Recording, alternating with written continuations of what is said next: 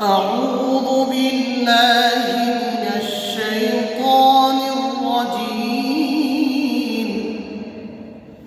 بسم الله الرحمن الرحيم.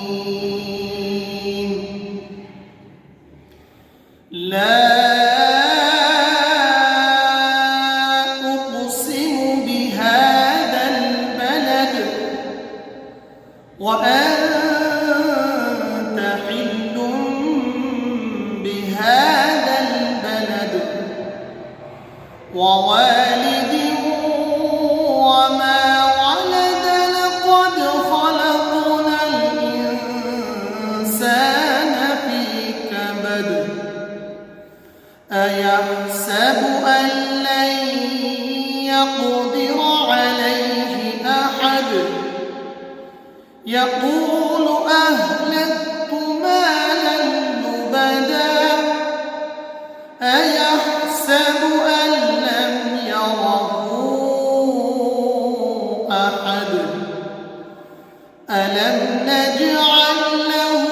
عينين ولسانا وشفتين وهديناه النجدين فلاقتحم العقبة وما أدراك ما العقبة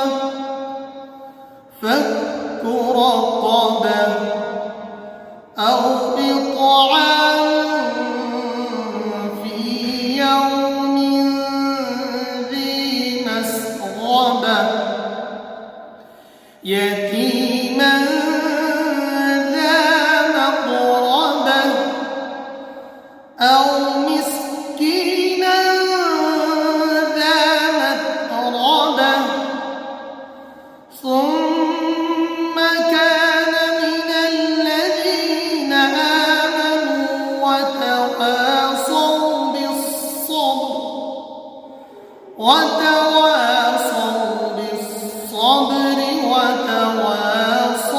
بالمرحمة